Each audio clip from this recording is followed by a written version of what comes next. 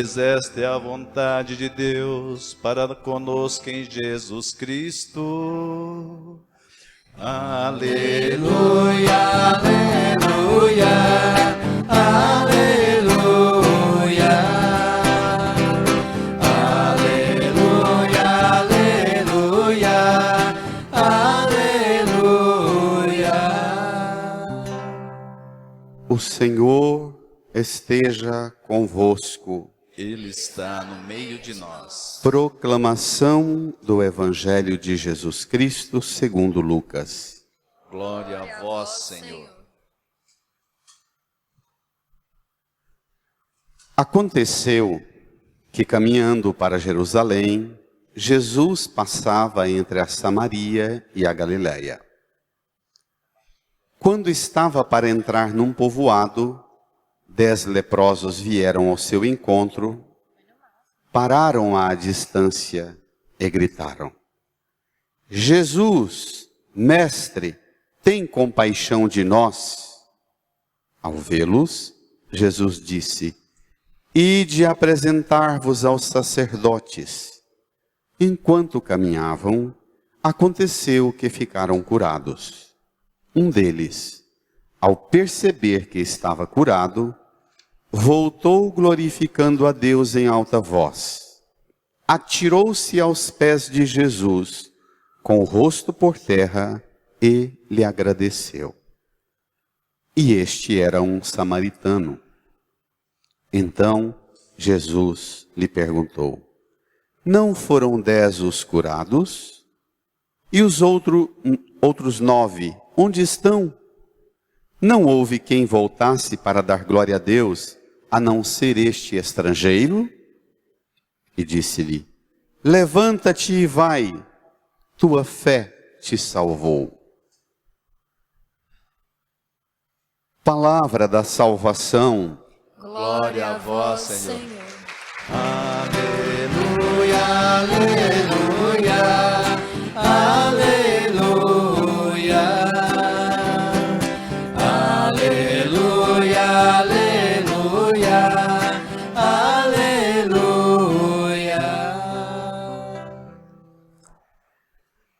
No silêncio, rezemos por um minuto, pedindo ao Espírito Santo o auxílio necessário para compreender a Escritura que acabamos de ouvir. Rezemos.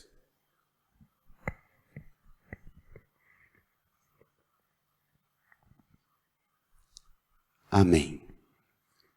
Queridas irmãs e irmãos, caminhamos com Jesus e Ele, no caminho, vai revelando a nós quem somos nós, porque fazendo-nos conhecer a Deus, descobrimos nossa identidade mais autêntica. Só a partir da nossa relação com Deus, temos a plena compreensão de quem somos.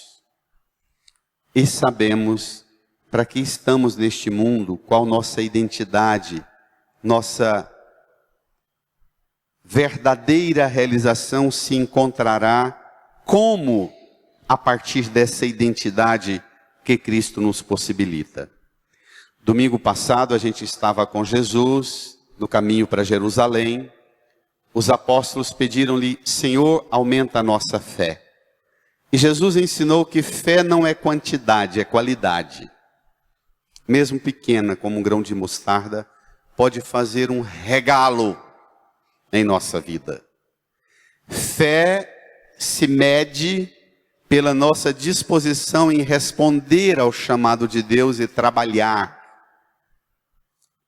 E depois de ter feito tudo o que vos mandaram, dizei: somos servos inúteis, fizemos o que devíamos fazer. A primeira característica de quem tem fé é fazer tudo com total gratuidade. A segunda característica vem hoje. Vamos lá? No seu folheto número 9, Evangelho de Lucas, capítulo 17, versículo 11 ao 19. Aconteceu que, caminhando para Jerusalém, Jesus passava entre a Samaria e a Galileia. Isso não é mera informação aleatória. Primeiro, o evangelista Lucas insiste, tanto quanto eu tenho insistido todos os domingos, que o que está acontecendo com Jesus está acontecendo no caminho para Jerusalém.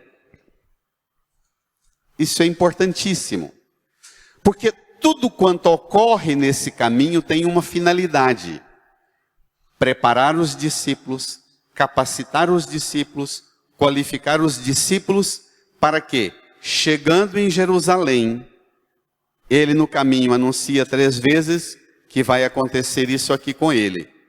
Vai ser rejeitado, perseguido, morto, sepultado e ressuscitará. Então, os acontecimentos no caminho para Jerusalém têm a finalidade de preparar os discípulos para acolher o que lá acontecerá. Então, qualquer evento, qualquer ensino, qualquer milagre que Jesus realiza está em função daquela realidade que ocorrerá em Jerusalém. O evangelista Lucas insiste muito nesse caminho de Jerusalém. Passa entre a Samaria e a Galileia. Se você pegar o mapa de Israel, a Samaria está exatamente em linha reta, a 50 quilômetros de Jerusalém, descendo para o sul e subindo ao norte, a 50 quilômetros de Nazaré, 60 e poucos do mar da Galileia, Cafarnaum, Tiberíades, onde Jesus convivia com os apóstolos. Então, estamos aqui na metade do caminho. Na metade do caminho tem uma comunidade dos samaritanos. Essa comunidade, ela é um problema complicado para o povo da Bíblia. O povo dessa região montanhosa da Samaria, onde tem uma nascente, tem o poço de Jericó, são montanhas altíssimas, inclusive o Monte Sicar, onde tinha primitivamente um templo, é mais alto que o Monte Sião, onde está Jerusalém, o Templo de Jerusalém. E do alto dessa montanha você recebe a brisa suave, embora esteja ainda longe, do Mediterrâneo. E esse povo gostava dessa terrinha. Não era muito chegado a descer para prestar culto a Deus lá em Jerusalém. Lá tinha um templo muito antigo. E lá desenrolou-se uma comunidade muito autônoma. Era um grupo de samaritanos da Samaria que seguia somente os 5 primeiros livros da Bíblia.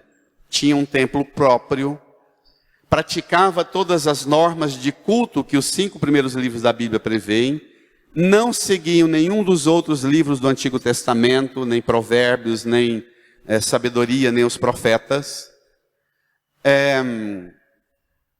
Tinha uma vida própria. Se você ler o Antigo Testamento, não há nenhum povo pagão, estrangeiro, que merece sentenças tão agressivas e violentas quanto os samaritanos. Porque eles são uma divisão interna, uma autonomia no meio do país.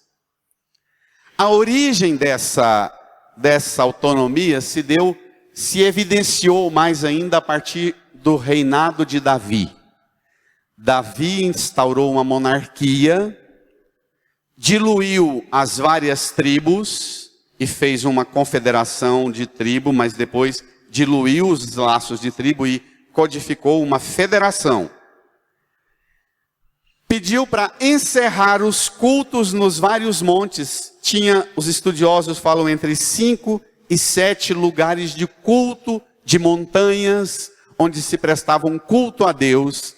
Aquele culto de Abraão e Sara, de subir uma montanha, preparar uma pedra, sacrificar um animal, fazer os ritos e rezas de ação de graças, tinham de 5 a 7 montanhas. Uma delas mais antigas é Samaria.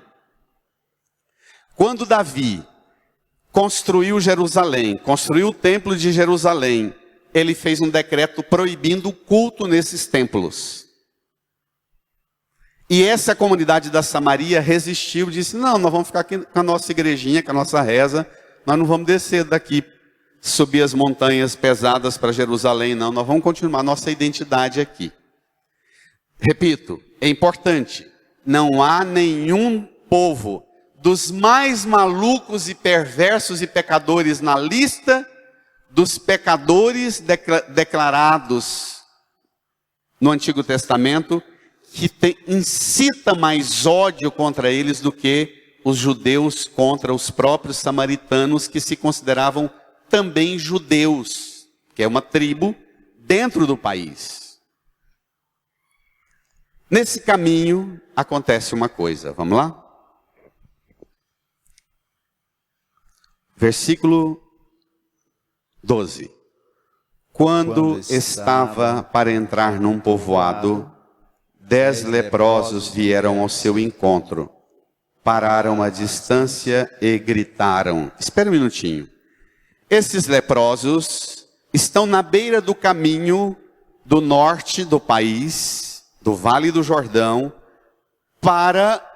por onde passavam os peregrinos que iam para Jerusalém.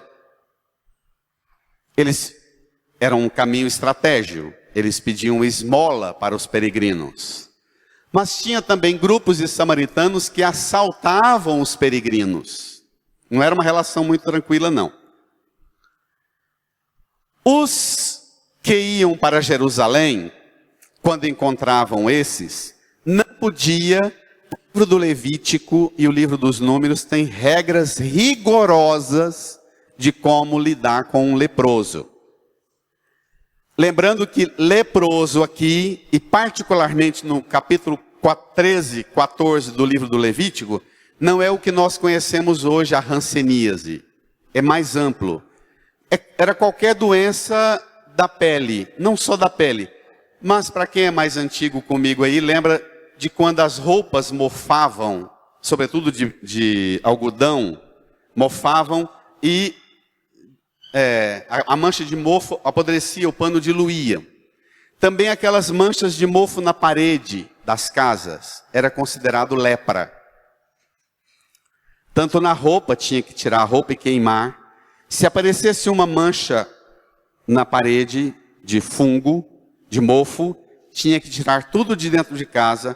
O sacerdote passava com uma lâmpada, ou o mestre da lei, ou o fariseu, ou o rabino, averiguava canto por canto, identificando, mandava rapar, dava um banho ritual na casa, de purificação, como a nossa bênção, tirava todos os trens de dentro da casa, toda a mobília, e tinha que ficar 40 dias fora.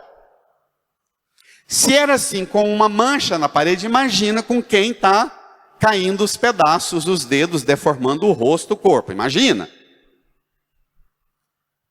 Os leprosos, o texto já põe a gente diante da compreensão que se tinha. Jesus estava para entrar num povoado, estava do lado de fora do povoado. Os leprosos, uma das regras é que quem era declarado leproso era obrigado a viver fora da aldeia, até ser purificado. Então eles estão do lado de fora. A gente chamaria hoje na margem, ou excluídos. Eles param à distância porque o peregrino, era fácil de reconhecer quem era judeu e quem era samaritano, quem era de outra nação. O judeu tinha identidade própria no estilo de viver, de vestir. Eles percebiam que eram peregrinos indo para Jerusalém.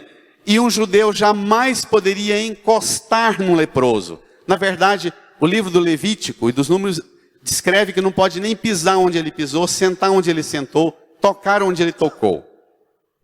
Então, eles param à distância. Seguramente já passaram grupos nessa peregrinação falando de um pregador famoso, fazedor de milagres, multiplicador de pães da Galileia, Jesus de Nazaré.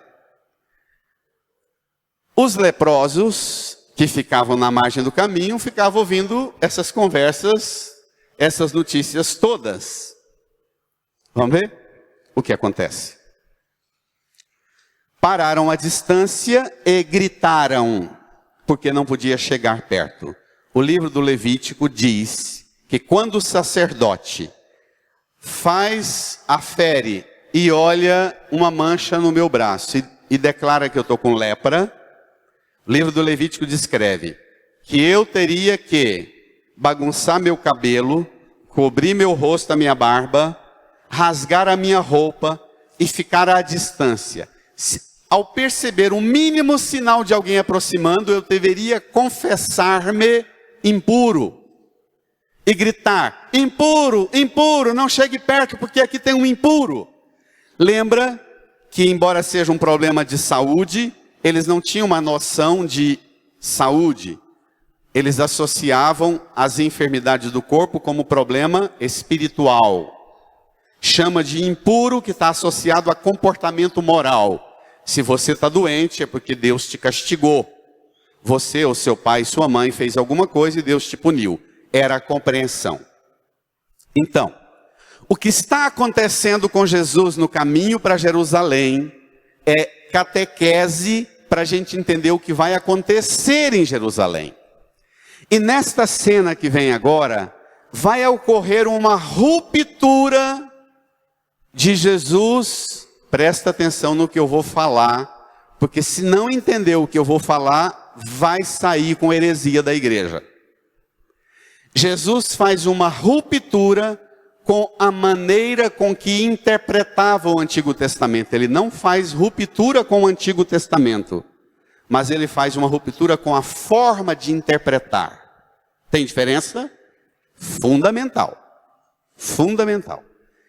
O que vem agora vai apresentar Jesus dizendo: olha, essa forma de vocês interpretarem o Antigo Testamento precisa mudar. Vamos ver? Gritaram o quê?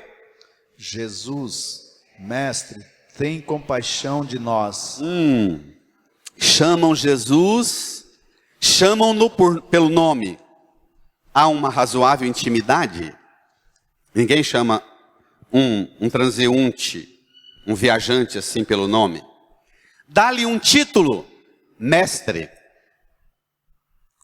E suplica do mestre, não o ensino, mas uma outra coisa, compaixão.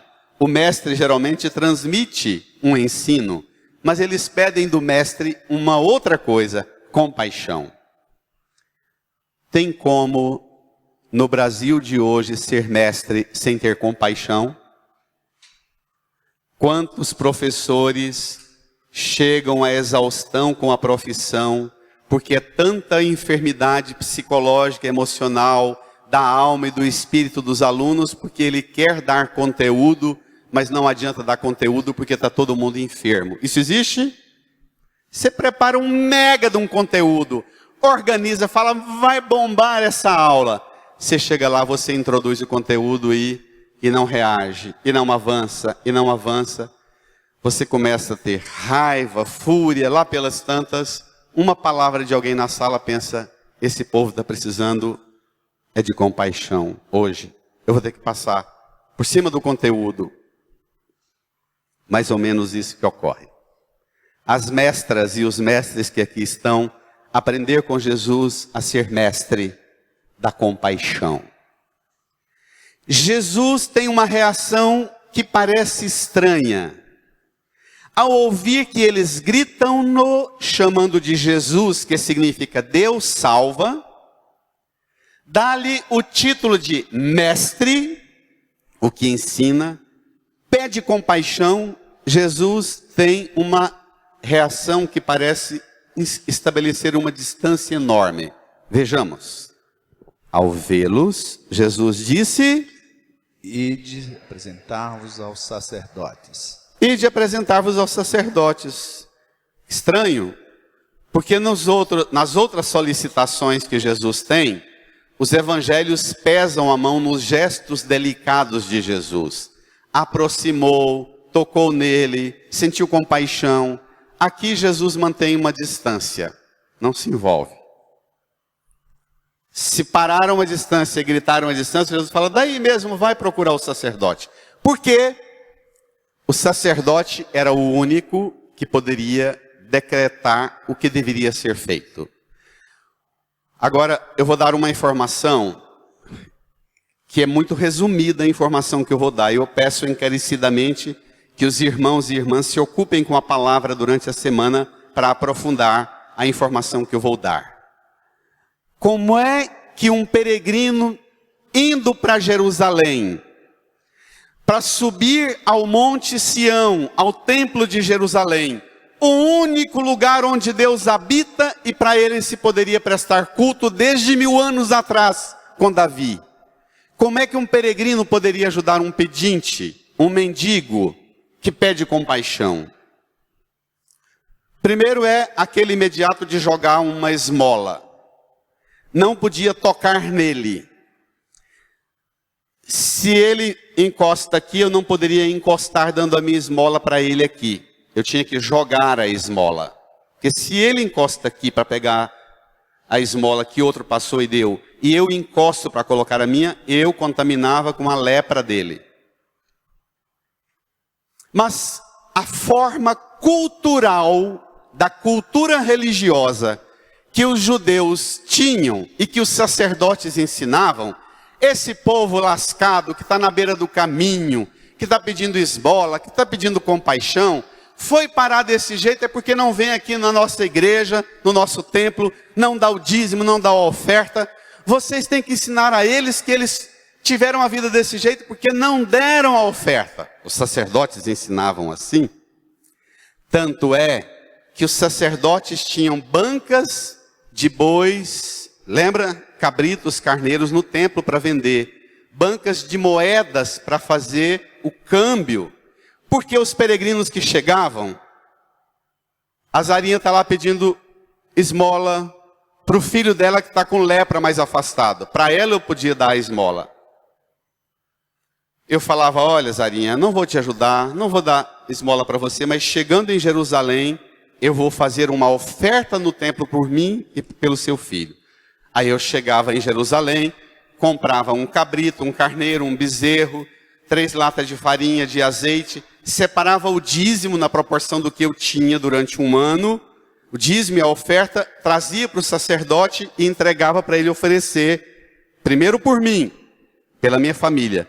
Depois eu ia lá, comprava um cabrito, um carneiro, um bezerro, uma farinha, um azeite, trocava as moedas e fazia uma oferta e dizia para o sacerdote, essa oferta agora é por aquele irmão que está lá pedindo esmola, eu estou intercedendo por ele. Era o único modo. A compaixão sua atingia mais o seu bolso e o cofre do templo do que o seu coração. Tá certo isso? Com a Santa Dulce dos pobres, está certo isso? De jeito nenhum. Então, a reação de Jesus é para fazer uma ruptura com a interpretação que faziam do Antigo Testamento. Ele fala, ide apresentar-vos aos sacerdotes. E eis o que acontece. Vejamos. Tomem lá. Enquanto caminhavam, aconteceu que ficaram curados. Aqui Jesus mostrou que ele é mestre. Porque ser mestre, um bom mestre, o que é que ele ensina? A pessoa caminhar por conta própria. Não é? Jesus não dá a cesta básica pronta, não dá tudo, diz, olha, faça o caminho de vocês. Ah, mas tem a lei religiosa que proíbe a gente ir para Jerusalém. Se os leprosos, visivelmente leprosos, entrassem no templo, seriam apedrejados, naturalmente, por piedosos judeus. Mas Jesus fala, olha, quebra todas as regras e normas, faça o caminho de vocês, vão apresentar ao sacerdote, e eles obedecem. Jesus ensina aqui 2 regras. O que é aceitar a ele como mestre e o que significa aceitar ser discípulo, discípula de Jesus. Obedecer a ele mesmo quando parece um absurdo. Eles poderiam dizer, Deus me livre, você está doido? Fez tanto milagre na Galileia, agora manda a gente ir, nós vamos ser apedrejados, mas eles caminham. E tem hora que parece um absurdo que o mestre diz para a gente, mas é o absurdo do lugar onde a gente está, do buraco em que a gente se encontra, em que o comando do mestre alavanca a gente para uma caminhada própria. Faça o seu caminho, avance no caminho e nos passos que você vai dar. Senhor, eu estou todo rasgado, todo tomado de ferida, já perdi os dedos dos pés todinho, tudo comido de ferida. Caminho. Tem gente que acredita em milagres, mas espera os milagres gritando com Deus e de braço cruzado. Pode gritar com Deus? Pode. Mas faça o seu caminho. Não só para cumprir a promessa, mas faça o seu caminho muito antes da promessa se realizar. Escute Jesus, obedeça a Jesus, faça o seu caminho e não pense que promessa cristã é só terceirizar a responsabilidade e depois abalar o cofre do templo dando dinheiro. Dê você a Deus e no caminho para Deus, você vale mais do que sua oferta. Você é a oferta. Tá claro? Tá difícil, mas tá claro, não tá? Caminhemos no texto. Acontece o milagre, ficaram curados. Vejamos o desfecho. Um deles, ao perceber que estava curado, agora esse que percebe que estava curado, ele vai fazer uma estrepulia. Ele faz 7 coisas. Primeiro, percebeu a cura. Segundo, voltou, glorificando a Deus em alta voz. Desculpe. Primeiro, ele ficou curado. Segundo, ele percebeu que ficou curado. Terceiro, voltou. Quarto, glorificando a Deus em alta voz. Quinto, leia. Atirou-se aos pés de Jesus. Sexto, com o rosto por terra. Sétimo, e lhe agradeceu. 7 passos que marcam a sua vida e sinalizam se os milagres estão acontecendo na sua vida. Primeira coisa, experimentar na sua carne a obra de Deus. Ficar curado. A religião, muitas vezes, é acusada de ser religião que manipula e que estimula as doenças as neuroses, não tem? Esses dias eu visitei um intelectual e ele citou para mim grandes intelectuais da história que falaram absurdos da religião e particularmente da Igreja Católica, Marx, Freud, Nietzsche e tantos os filósofos e teóricos. E ele citando frase, empolgado, dizendo: o que o senhor fala dessas críticas? Eu disse a ele: eu tenho muito mais medo da mediocridade de nós cristãos do que das críticas mais ácidas dos lá de fora. É muito mais perigosa para nós a mediocridade nossa. Não tem coisa mais dolorosa do que ver uma pessoa que se habitua à religião, se acostuma à religião e convive com a sua doença naturalmente. Ela reza, faz novena, escuta a palavra, mas ela não experimenta cura. Ela não percebe que está curada. Ela não volta, ela não glorifica a Deus em alta voz. Ela não atira-se aos pés de Jesus. Ela não cola o rosto na terra para agradecer. Domingo passado, o primeiro sinal de que a gente tem fé é fazer tudo como servo inútil, com gratidão. Hoje, o segundo sinal de que você tem fé é a gratuidade. Domingo passado, fazer tudo como servo inútil. A gratuidade. E hoje, a palavra mágica é gratidão. Gratuidade em tudo que faz e gratidão em tudo que recebe. Essas são as duas marcas. Os 2 selos de qualidade do cristão. Gratidão em tudo que faz, não pede nada em troca. Elogio, reconhecimento, aplauso, título e gratidão por tudo que recebe. Irmã, irmão, a igreja nossa está em reforma. Sexta-feira, a equipe de funcionário estava lavando aqui a igreja sem nenhum banco, tudo limpo. Está ficando bonito, não está? É sempre bom renovar a casa, mas renovando a igreja, reformando a igreja, é preciso que cada um de nós nos reformemos interiormente. Isso não resolve nada. Nada. Mas eu cheguei aqui na igreja, limpa, sem nenhum banco, eu estava com esse texto na cabeça, no coração. Eu pensei, se nós católicos recuperássemos a nossa corporeidade, nós perdemos a dimensão da função do corpo no rito e no culto. Nós temos uma tradição muito engessada do corpo na forma de rezar, de comportar na igreja. Nós perdemos essa extravagância gostosa de voltar para um encontro com Jesus, de correr, de glorificar a Deus em alta voz, de atirar-se aos pés de Jesus, de pôr o rosto por terra. Nós mal e porcamente ajoelhamos. Eu fiquei um tempo aqui na igreja em oração e pensando, se a gente pudesse, como os ortodoxos que não têm banco na igreja. A missa ortodoxa são 3 horas, sem banco na igreja. E pensa um clima de adoração que é o povo ortodoxo. Não esses nossos aqui, que já está tudo paraguaizado.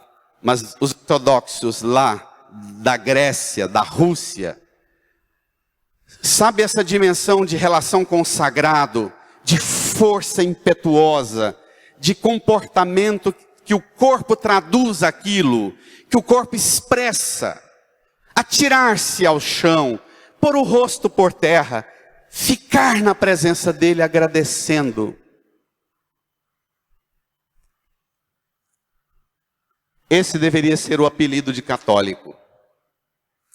Quando alguém, os nossos colegas de trabalho, os nossos vizinhos, quando a gente chegasse nos ambientes, as pessoas deveriam dizer de nós, lá vem o agradecido, lá vem a agradecida.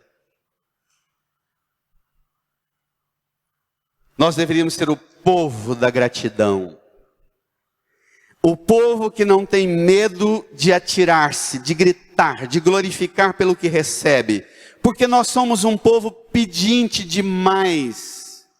Nós vivemos numa sociedade do inatingível, das metas inatingíveis. Permanentemente bombardeados pelo apelo de consumo, de status, de fama, prestígio, privilégio, poder, reconhecimento. A gente é tão bombardeado que a gente está sempre insatisfeito com a gente. Não é uma grande enfermidade do nosso tempo, Rejane?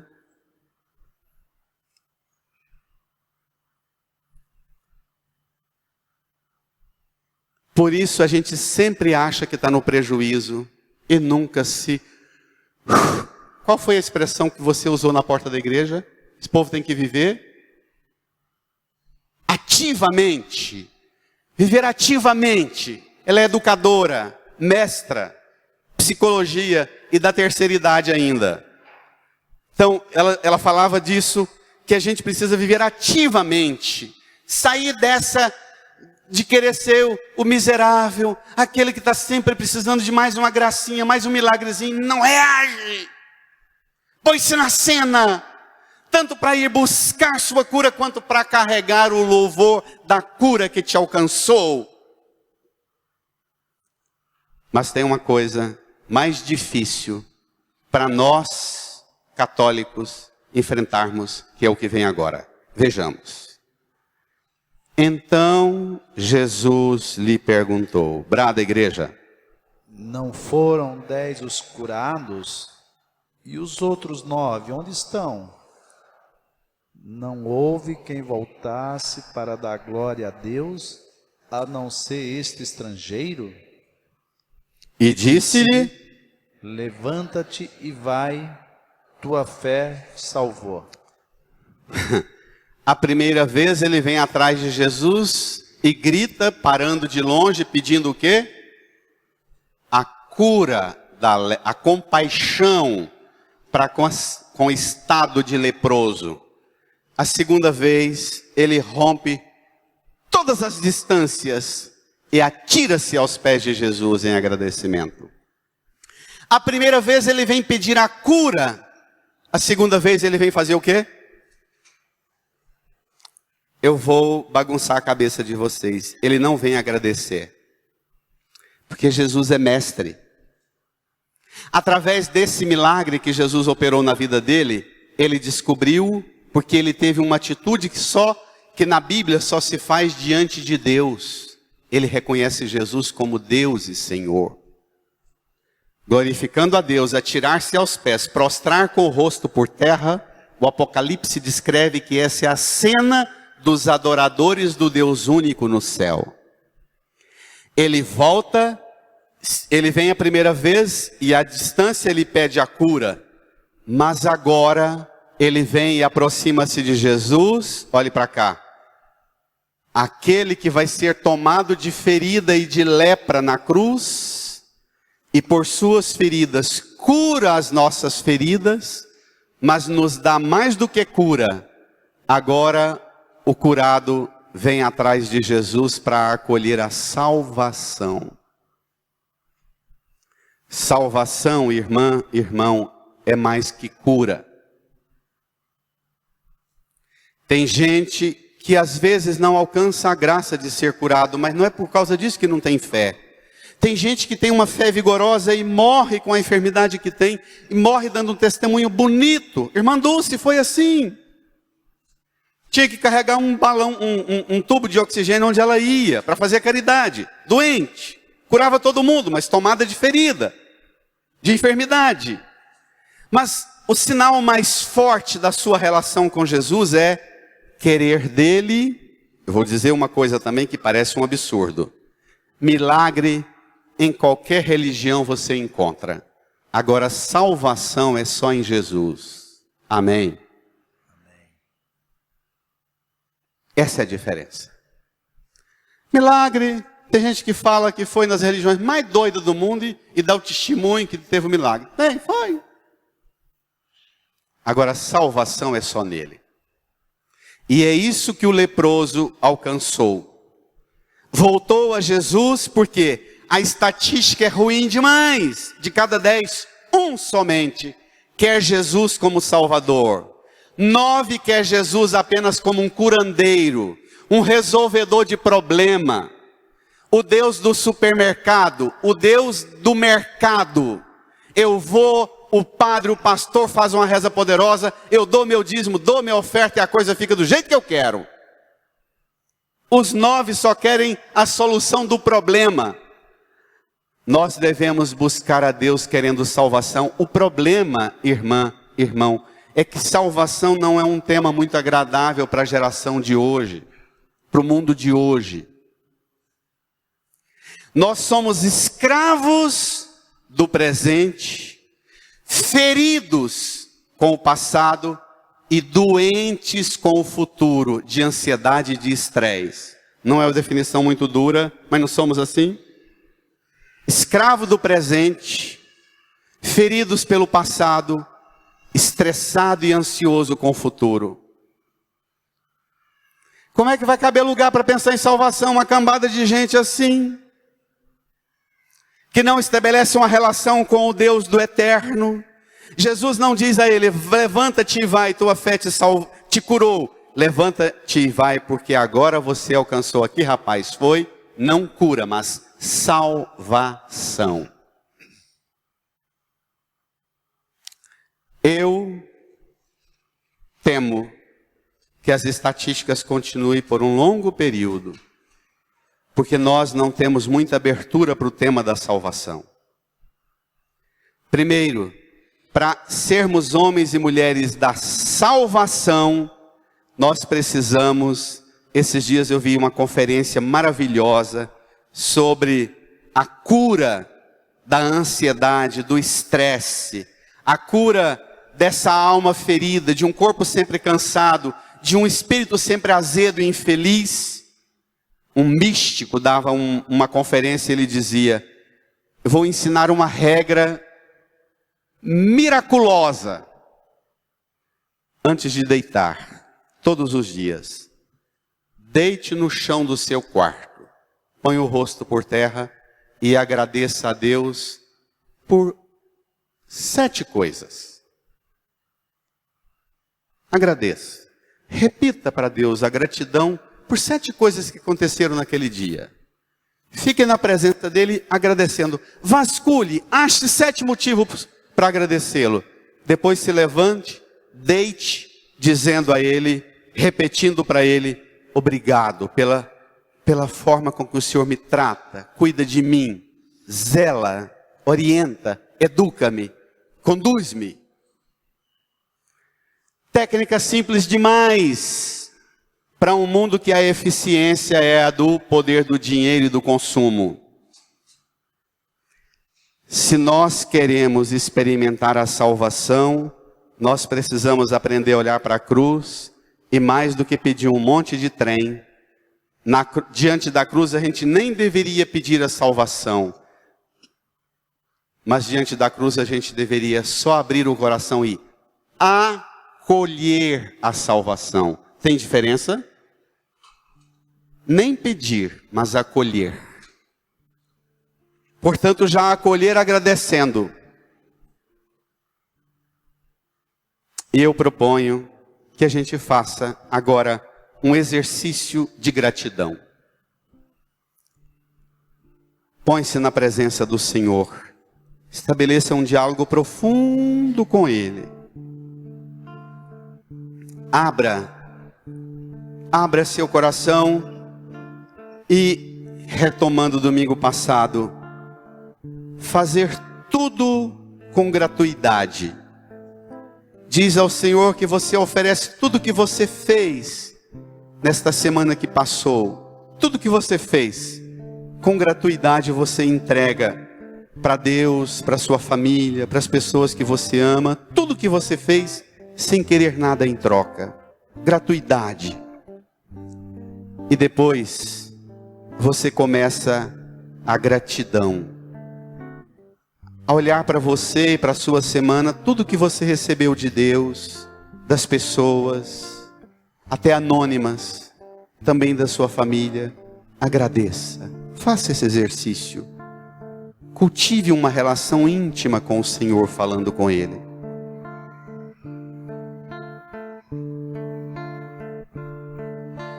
Enche-me, Senhor, com teu Espírito, e minha alma reviverá. Enche-me, Senhor, com teu Espírito, e minha alma reviverá. Para te adorar, para te louvar, enche-me, Senhor Jesus. Para te adorar, para te louvar, enche-me, Senhor Jesus. Cura-me, Senhor, com teu Espírito, e minha alma reviverá. Peça a cura para você. Para te adorar, para te louvar, Peça a cura para sua família. enche-me, Senhor Jesus. Para te adorar, para te louvar, enche-me, Senhor Jesus.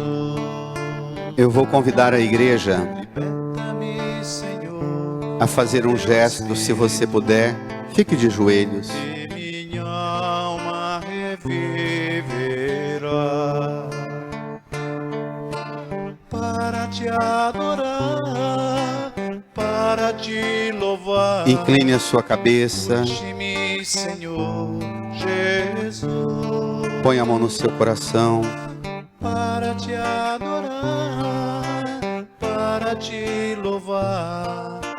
Enche-me, Senhor Jesus. Lava-me, Senhor, com teu Espírito. Bem mais baixo, Abel, bem E suave. minha alma reviverá. Diga para Jesus que você acolhe hoje. Você recebe hoje todos os milagres que você precisa para se tornar uma pessoa cheia de gratidão. A lepra, a hanseníase, a primeira característica dela é a pessoa perde a sensibilidade, ela fica insensível, não sente mais os órgãos, os dedos, a mão. Peça para Jesus recuperar a sensibilidade sua, que você sinta mais forte a graça de Deus acontecendo na sua vida, operando os milagres na sua vida, fazendo de você uma pessoa tomada de gratidão e gratuidade. Fale para Ele que você acolhe, que você aceita as curas que Ele oferece a você para transformar você numa pessoa cheia de gratuidade, tomada de gratidão em tudo que faz e em tudo que recebe. Fale com Ele.